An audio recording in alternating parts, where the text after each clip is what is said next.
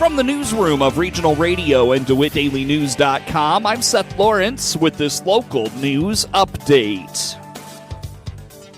The Warner Hospital in Clinton has had to pivot on its initial plans for its west side entrance, but the new plans have leadership very excited. CEO Paul Skowron indicates the original design ended up being too expensive. However, he is excited because not only is the new design affordable, it should be done before the year is out. So I shared with you in the past how we were disappointed at how high the bids had come in for the original design, and I was fretting about whether or not we would get this entrance complete this year.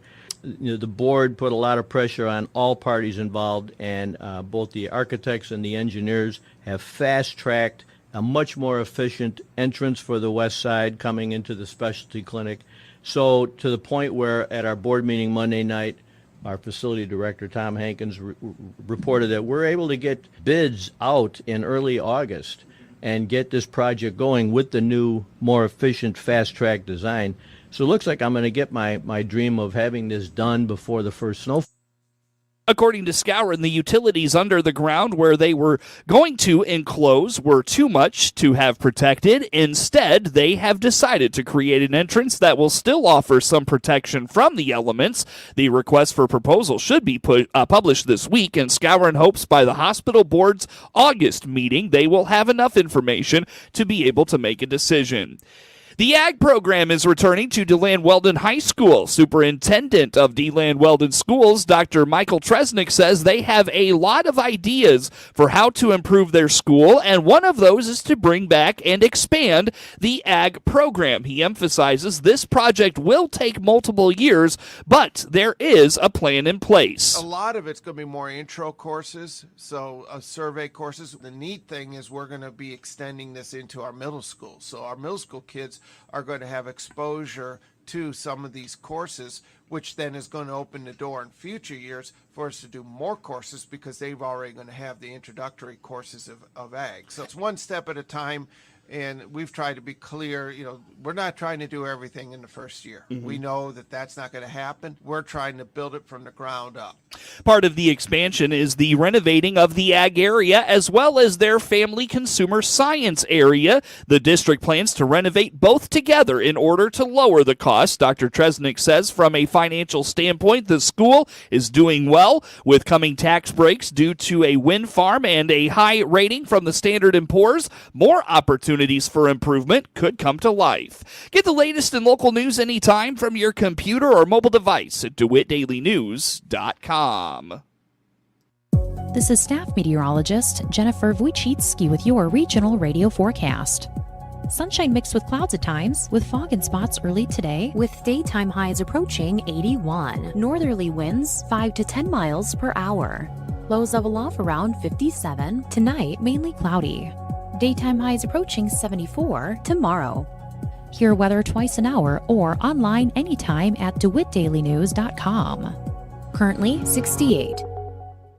There is still time for summer savings here at Baum Chrysler Jeep. This is Will Daniels in downtown Clinton. Come see the Chrysler Pacifica in stock today. For August, see our summer savings price on each new Pacifica, America's most awarded minivan 7 years in a row. The interior is stunning and comfortable, and it has seating for 7, or use the stow-and-go seating for the items you need moved with convenience. Summer savings at BaumChryslerJeep.com, your downtown dealer in Clinton. Still time for summer savings at Baum Chevrolet Buick. This is Scott Baum. Our goal is to make your purchase decision easy. That's why we have our prices posted on each and every car. For August, see our summer savings posted on each Chevrolet car, truck, SUV, crossover, and EV, especially the sporty Trailblazer and the all-new Chevy Trax. As always, our Silverados are in stock and ready to work for you. Baum Chevrolet Buick in Clinton and Farmer City, right from the start. This is Noah Atkinson, owner of Lincoln Printers and Sign Designs in Lincoln. Small business is the lifeblood of our communities. That's why I'm proud to be the exclusive sponsor of the WHOW WEZC Lincoln Printers Business of the Month. DeWitt Savings Bank is a Clinton-based FDIC-insured mutual savings bank, providing high-quality customer service for their depositors and loan customers with local people making local decisions. They'll receive a $200 gift certificate good at Lincoln Printers and Sign Designs for being our WHOW WEZC Lincoln Printers Business of the Month. Nominate a business you'd like featured by emailing us at whow@randyradio.com. Lincoln Printers and Sign Designs congratulates this local business for their contribution to our community. And for envelopes, wedding invitations, signs, banners, vinyl wraps, and more, find us at lincolnprintersinc.com. Hey there, it's Ramey Miller, personal and business coach, and also owner of Run Deep Coaching, and a Taylorville native now living in the Northern Illinois area. I have the pleasure of helping people strengthen the relationship with themselves and others virtually, no matter where they are. Seeing what's possible for people is the highlight of my job. For example, I support people through job transitions, relationship changes, and developing new habits. Recently, I hosted a workshop and people walked away with hope, courage, feeling worthy and seen. I would love to connect with you. Feel free to reach out for a virtual complimentary 60-minute conversation to see if it's a good fit to work together one-on-one, or we can just simply discuss any upcoming events. My website is www.rundeepcoaching.com. That's www.rundeepcoaching.com. I am sending you so much support.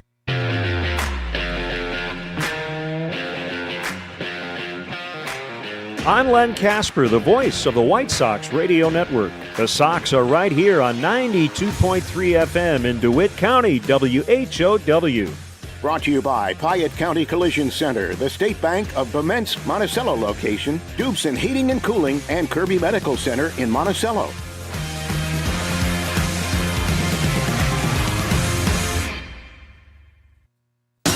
Your friend in Central Illinois. WHOW. Top of the morning. Thanks for being with us. I'm your host today, Seth Lawrence. The WHOW Morning Show streams to Facebook and YouTube. It's brought to you by Peterson Insurance, your Pekin Insurance agent in Clinton. DeWitt County Sheriff Mike Walker in studio with us this morning. Good morning, Sheriff. Morning, Seth. How's your summer going? It's going Fast. fast. You look great. Looks like you've been out in the sun and such. Yep, been out a little bit. Yep. There you go. Good stuff. Good stuff. What's kept you busy lately? Cutting the grass, my grandson. Oh my gosh, I can't keep up with the grass right now. You know, all kinds of stuff. Oh my gosh, I can't keep up with the grass these days. It's insane. It's I know. growing like crazy. Anyway, Sheriff, I know you're going to be at, I don't know where this is at. You're going to be a part of the annual DeWitt County Triad kind of summer seminars. What do you got going on? Yeah, it's called the Senior Academy, and Triad's kicked it off. They're doing something a little different this year. Rather than having all three sessions in one location, they're spreading it out. Next Wednesday, the 14th, it'll be from 9 to 11, and it'll be at the Neighborhood Care Center here in Clinton. And then on the 21st, it's going to be up at Waynesville at the Christian Church, again from 9 to 11. And then they're going to finish up on the 28th up in Farmer City at the Farmer City Outreach from 9 to 11. Okay, so put those on the calendars, the next 3 Wednesdays. Yes. Now, when and where are you presenting? Next Wednesday, I will be here in Clinton at the Neighborhood Care Center, and I'm going to be talking about some of the financial scams that are targeting senior citizens. Okay, so without giving away too much, tell us a little bit about what we know. What's the latest with scams? Well, there's 5 major ones that I'm going to be talking about, but one of the biggest ones is the grandparent scam, where you get a call and when people answer the phone, there's somebody on the other line claiming to be their grandson or granddaughter, saying they got some kind of a situation, whether it's they've been put in jail and they need money, or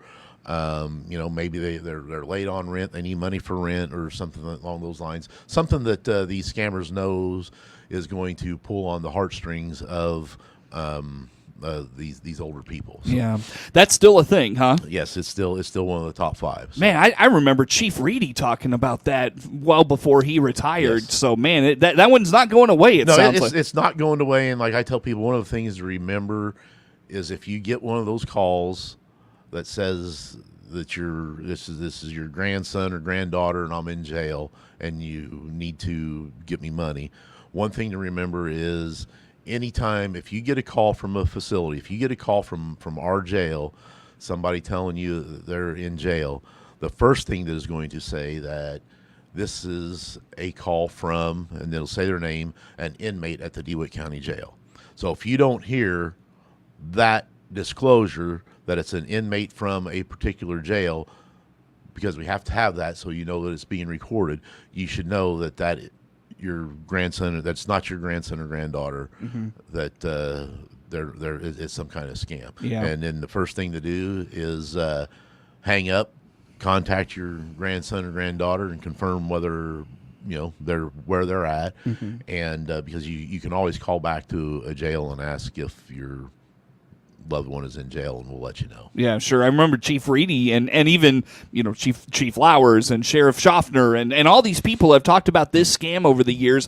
One of the ways they get you is that they say that the grandchild or whoever is in a jail out of the country where maybe they don't have to make that disclosure you're talking about. And that is true, but here recently that one's kind of went away because most grandparents know when their grandchildren are going out of the country, so that was kind of went away. And the other aspect of this one is sometimes now they're using the person calling is a police officer or an attorney, and that your grandson or daughter is in jail, and I'm helping them out. I'm contacting you on their behalf to try to help them get this resolved. So gotcha. How often, Sheriff, are you getting calls about scams, whether it's this particular scam or otherwise? I'd say probably monthly, if not sometimes weekly. One of the newest ones that's going on is a text message from the Department of Transportation saying the toll system saying that you're in violation of a toll and you need to pay. And obviously they're not going to text you. They're going to send something through the mail with a picture of your car saying you went through this toll without paying. You need to do this or that. And we just had that done a couple weeks ago. I got a text from actually it was Nelson Thorpe, up at Wapella. Got a text from him saying he got this text and it was over the weekend. I said, don't do anything with it. Come in on Monday. We'll take a look at it and see what we need to do. And it was to confirm it was one of those scams. It's funny. My wife got that text. She was telling me about that. We went up to Chicago a few weeks ago. She was telling me she woke up to that text message and wasn't, you're not all there in the morning when you first wake up. And she saw that and she kind of started to freak out. And she's like, wait a minute, we haven't, it's been a month and a half since we were last in Chicago. Why are they texting us now? And I thought I paid that when we went through all the tolls because you can do it online now, right? And so I think it's all online now. Yeah, you just go through and they send you something. Yeah. So anyway, she starts clicking on the links, and then it got to where they needed her either license her actual driver's license number. Yeah, and she was like, that's weird. I've never been asked that before. And that's when she started to realize this might be a scam. Sure. And that's the thing. Anytime somebody's asking you for any kind of personal information, whether it's your driver's license number, your social security number, bank account numbers, those things. If you haven't made that call to a banking institute or something that you're actually talking to the right people, don't give that information out, whether you're a senior citizen or anybody, because once you give that stuff out, they're going to have access to your accounts, and usually they can get those accounts drained before you even realize it. And unfortunately, these crimes are done by people usually out of the country, and we're never going to find them. We're never going to get your money back. Yep. DeWitt County Sheriff Mike Walker in studio with us here this morning on the morning show. Sheriff, the TRIAD, going back to that, the TRIAD Senior Academy kicks off next Wednesday. Who are some of the other speakers that are coming up as a part of that? Sure. On the same day as on there, on the 14th is going to be myself, and then they're going to have a healthy living using tech to stay independent with IATP. Unfortunately, I'm not sure what that is. And then on the 21st, wellness and fall prevention with Warner Hospital Wellness Center. And then Bryce Lynch, local attorney, is going to be there to talk about financial guidance and irrevocable trusts. And then, and that, like I said, that's in Waynesville, the Christian Church, and then in Farmer City at the Farmer City Outreach. The U of I Extension is going to be there, be talking about cooking for 1 or 2 people, and then Senator Turner's Senior Resource Fair is there. So Sally Turner, who our state senator, is going to be there. So we got some good programs going on. Probably the only drawback about this is it's only 2 hours. I could talk for probably 3 hours when we get to questions and stuff about financial scams and stuff. You talking for 3 hours? Well, I find that hard to believe, Sheriff. Or Seth, I'm kind of shy and withdrawn, but once you get talking to these people, they come up with a lot of good questions. Yeah. And it's when it's an interesting topic, a lot of seniors are scared of these things, and rightfully so. It's a lot of people are taking advantage of our seniors, and they target them because they think that seniors are retired and they have money, and they take advantage of that. And unfortunately, even people who are low income are going to be targeted on this. So. Well, and it's taking advantage of the general goodwill nature of the senior citizen at the same time. I mean, really, when you look at that generation, not so much the people who are in their 60s, because a lot of them have experienced some of this stuff because this has been going on a long time. But when you get into the 70s and 80s, those people are still trusting of people a lot more than they probably should be, And when they get certain things that are sent to them over their computers or their phones and stuff, they use things that are going to scare them and get them to do things that they normally wouldn't do. No question. Sheriff, to wrap us up, remind us what the TRIAD program is. What's it all about? The TRIAD program is a partnership between senior citizens, law enforcement in the county, and community support services.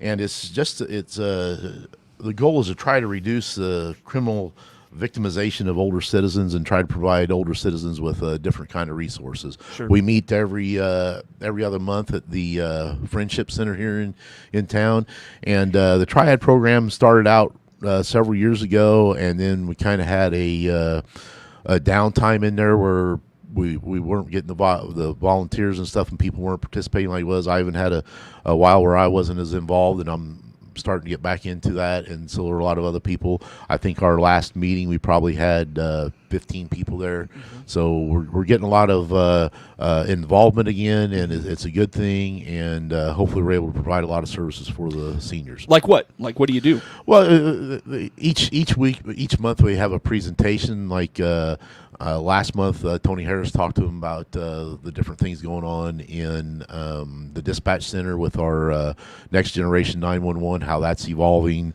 I think next week or next month, I think my office is going to take our drones in there and talk about our drone program and how that can benefit different things. So. Sure, gotcha. Very good. So, and you present to the seniors at the senior center. Well, to the committee there, yeah. Okay, gotcha. And then anything that if any organization in the county, if we get a couple of members at one of these senior candidates that finds these programs interesting, like say if I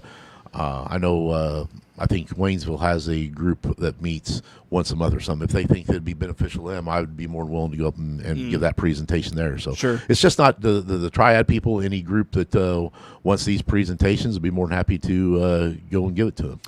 Well, Sheriff, I'll tell you what. Again, just highlight the when and the where on the Senior Academy, those dates, and who's presenting. Wednesday, August 14th at the Neighborhood Care Center, myself and a Healthy Living presentation. On the 21st, it'll be at Waynesville Christian Church, a wellness and fall prevention with the Warner Hospital Wellness Center, and Bryce Lentz for financial guidance and irrevocable trusts. And then finishing up on the 28th at the Farmer City Outreach, cooking for 1 or 2 people with the U of I Extension and Senator Sally Turner's Senior Resource Fair. And it's from 9 a.m. to 11 a.m. all 3 days. Sheriff Mike Walker in studio with us here this morning on The Morning Show. More to come with him next.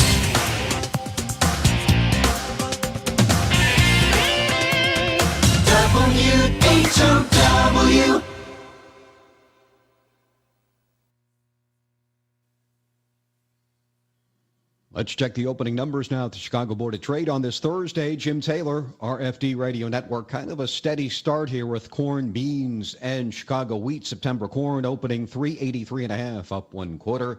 December corn up half a penny, 401 and a quarter. March corn 418.5, up half a penny. August beans starting today 1023 1/4. That's up 3. September beans down half a penny, 1004 3/4. New crop November 1019 1/4. Up half a penny. September wheat 542.5, up 4 1/4. December wheat 566.5, that's up 4.5. March wheat 586, up 3 3/4. August bean meal opening 342.30, that's up $1.50, and August bean oil 42.06, down 19 cents. Opening numbers at the Chicago Board of Trade on this Thursday morning. Jim Taylor, RFD Radio Network. Here's how Clinton Save-A-Lot store owner Dave Jackson is fighting inflation 2024. I'm one of the only Save-A-Lots in the country that has stayed true to form. We are an everyday low-price retailer. Hard discount. We do not run ads. There's no gimmicks, no games, no drawings. I mean, it's just the truth. And when you come in my store, it's even keel. You just know the prices are fair. Am I the lowest on every item? Absolutely not. But we're very low and we're very fair. As Dave always says, hope to see you soon. Are you wanting to learn more about your health and wellness options in Central Illinois? Visit stealthwellness.com or click on my banner ad at DeWittDailyNews.com. Let me, Dr. Bill Byers, show you some simple, under-the-radar ways to improve and take control of your health. Connexus will provide local, reliable, affordable, and speed-of-light fiber internet to Clinton. Get on the install list now by clicking the Connexus icon at DeWittDailyNews.com. Fiber internet is coming to Clinton. Get on the install list now. Your friend in Central Illinois, WHOW. Once again, good morning. Thanks for being with us. I'm your host today, Seth Lawrence. The WHOW Morning Show streams to Facebook and YouTube, brought to you by Peterson Insurance, your Pekin Insurance agent in Clinton. DeWitt County Sheriff Mike Walker in studio with us here for this morning. Sheriff, how's your staffing doing and the staffing levels? What are you dealing with? Well, fortunately, on the patrol side, we're fully staffed still. Haven't lost anybody recently. That's always a concern when you see the wages and stuff that's being paid around us in some of the bigger departments. I mean, we can't compete with that. We're never going to be able to. But Bloomington Police Department, they're advertising that if you have 3 years experience, you can transfer up there and start out at $103,000 a year. And in May, it's going up to $105,000. And talking to Jamal Simonton, their chief, up at a task force board meeting, and giving him a hard time about, the way they're stealing people. And he said, well, keep an eye on that. It may be going up. So, oh, wow.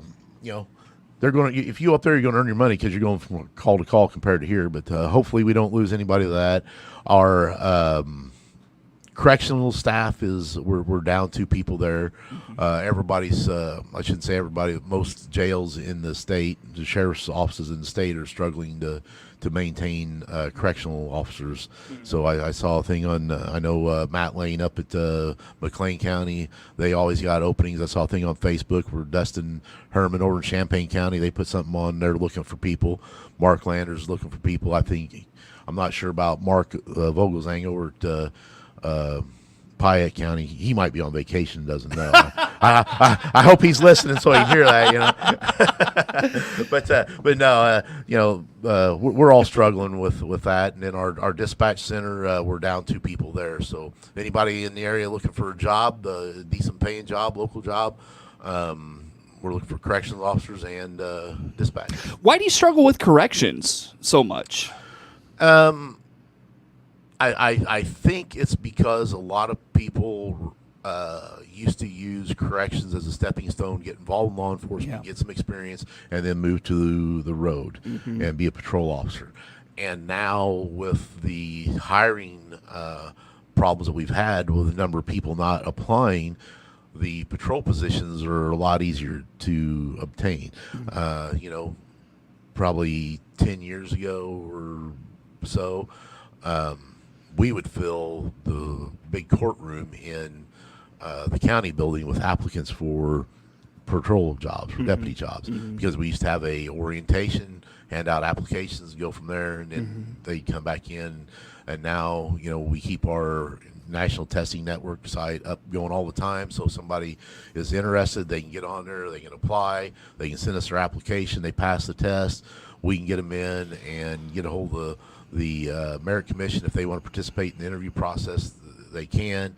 And then once we get to that point, we let the Merit Commission know they passed everything and they put them on. So we've streamlined it to where we can get these people through as they apply, rather than set a date, you have to have your applications in, and then this date you have to come take the test, and then this date you got to do these things. Because last time we did it that way for corrections, we had, I think, 10 or 15 applications go out, and I think 10 of them came back in, and then the day of the testing we only had 5 or 6 people show up. Yeah. And then we had 2 or 3 people fail the tests, and then try to bring people back, then they're no longer interested, things like that. So once you start out with 10 or 15 people, time you really get down to the hiring, actual offering a job, you might only have 1 or 2. Well, and I would think, and this is just me thinking out loud, I would think it would be more appealing to be a corrections officer, where you don't have to deal with all the, now all the craziness, the craziness, and the, just the red tape of being an officer and all of that stuff.